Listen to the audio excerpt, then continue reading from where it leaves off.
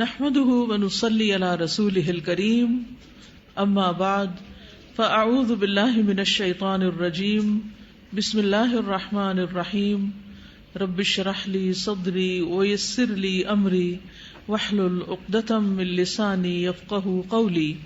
باب الاكفاء في الدين وقوله وهو الذي خلق من الماء بشرا فجعله نسبا وصهرا وكان ربك قديرا. باب الاکفاء فی الدین، دین میں کف ہونا یعنی ایک جیسا ہونا. اور یہ آیت جو ہے سورۃ الفرقان کی 54 ہے، جس کا مطلب ہے اور وہی ہے جس نے پانی سے ایک بشر کو پیدا کیا یعنی انسان کو، پھر اسے خاندان اور سسرال بنا دیا، اور تیرا رب بے حد قدرت والا ہے. یعنی ایک انسان ہے، پھر جب وہ شادی کرتا ہے تو اس کے مزید نئے رشتہ دار بن جاتے ہیں، اور ایک اپنے فادر اور مدر کی طرف سے خاندان ہوتا ہے، دوسرا لڑکی کے فادر مدر کی طرف سے، تو پھر نسب کے رشتے بھی ہوتے ہیں، یعنی اپنے بہن بھائی اور سسرال کے رشتے بھی ہوتے ہیں، ساس سسر اور ان کے بچے اور ایکسٹینڈیڈ فیملی وغیرہ. تو اکفا جو ہے یہ کف کی جمع ہے، جس کا مطلب ہوتا ہے ہم مثل، ہم پلہ، ایک جیسے. تو یہاں امام بخاری یہ کہنا چاہتے ہیں کہ شادی کرتے وقت دین میں ہم پلہ ہونا ضروری ہے. الاکفاء فی الدین یعنی کف کا جو مسئلہ ہے اس کا تعلق دین سے ہے. یعنی ایک مسلمان عورت کا نکاح ایک مسلمان مرد سے ہی ہو سکتا ہے. بہت سے اہل علم کے نزدیک نکاح کے وقت میاں بیوی کا صرف دین میں کف ہونا کافی ہے، لیکن بعض کا خیال یہ ہے کہ خاندانی اعتبار سے بھی برابری ضروری ہے. برابری سے مراد یہ کہ ویلیوز دونوں کی یا دونوں کا جو فائنینشیل سٹیٹس ہے وہ ملتا جلتا ہو، بہت زیادہ فرق نہ ہو، ورنہ اگر جس کا کم ہوتا ہے وہ عام طور پر کمپلیکس کا شکار ہو جاتا ہے. اور اسی طرح اگر زبان کا بہت فرق ہو یا اور چیزوں کا تو عموماً نباہ کرنے میں مشکل ہوتی ہے، لیکن دین اس کو نہیں رکاوٹ بناتا. دینی اعتبار سے اس میں کوئی حرج نہیں. مثلا ایک لڑکی اگر سید ہے اور لڑکا جو ہے وہ ارائی ہے یا بلوچ ہے یا پٹھان ہے تو اس سے کوئی فرق نہیں پڑتا. یعنی اس چیز کو تو بالکل ایشو بنانا ہی نہیں چاہیے. تو بعض اہل علم نے جو یہ کہا کہ دین کے علاوہ نسب اور خاندان کا لحاظ ہونا چاہیے، وہ ایک سجیشن کے طور پر ہے، لازم نہیں. کیونکہ ہم دیکھتے ہیں کہ مہاجرین صحابہ نے انصار خواتین سے شادی کی، اور امام بخاری کا موقف بھی یہی ہے جو یہاں پر ہے. تو سب سے بڑی چیز جو ہے وہ دین ہے.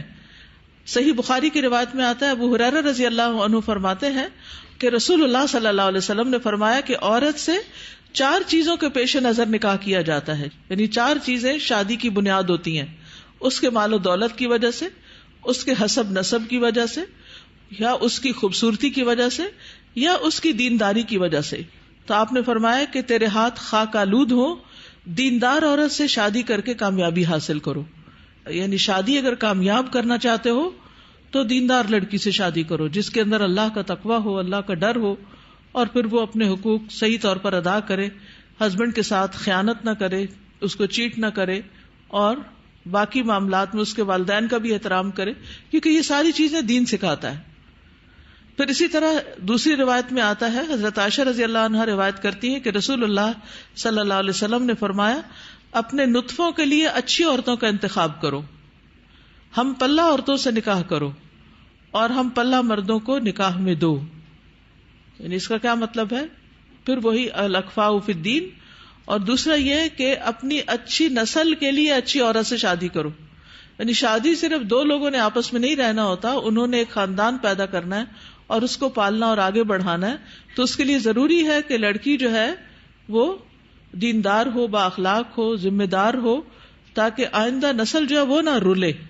رولنا کا مطلب یہ ہے کہ ان بیچاروں کا کوئی والی وارث نہیں، کوئی پرسان حال نہیں، کوئی ان کی دیکھ بھال صحیح طور پر کرنے والا نہیں، کوئی ان کو ادب اخلاق سکھانے والا نہیں.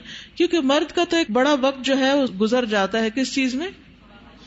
معاش کی محنت میں، یعنی بھاگ دوڑ میں، کمانے میں، گھر سے باہر ادھر ادھر کام کرنے میں. اور ویسے بھی مرد کی فطرت میں یہ نہیں کہ وہ بیٹھ کے صبر کے ساتھ بچوں کی دیکھ بھال کرے یا ان کو تعلیم دے. بچوں کا زیادہ تر وقت جو ہے وہ ماں کے ساتھ ہی گزرتا ہے. ماں ان کو اللہ کی محبت دے سکتی ہے، رسول کی محبت دے سکتی ہے، باپ کی محبت دے سکتی ہے. اور اگر ماں کے اندر نہ اللہ کی محبت اپنے اندر ہے، نہ دین کی محبت ہے، تو بچوں کو کہاں سے لا کے دے گی؟ کہیں بازار میں تو نہیں بکتی یہ محبت کہ وہاں سے لا کے وہ بچوں کے اندر ڈال دے گی. اسی طرح بہت سی مائیں یہ ظلم بھی کرتی ہیں کہ اگر ہسبینڈ وائف کے آپس میں بیچ میں تعلقات خراب ہیں تو پھر وہ بچوں کو باپ کے خلاف کر دیتی ہیں اور ان کے دشمن تک بنا دیتی ہیں. اسی لیے قرآن مجید میں آتا ہے ان من ازواجکم و اولادکم عدو لکم، کہ تمہاری بعض یعنی ازواج اور اولاد جو ہے وہ تمہاری دشمن ہوتی ہے. اور اس کے مشاہدات آپ نے دیکھے ہوں گے، کئی خاندانوں کے اندر ایسی مثالیں ملتی ہیں کہ جہاں عورت بچوں کو لے کے بھاگ جاتی ہے اور میاں کے خلاف اتنا زیادہ کر دیتی ہے کہ جس میں باقاعدہ بچے جو ہیں وہ باپ سے دشمنی پر اتر آتے ہیں.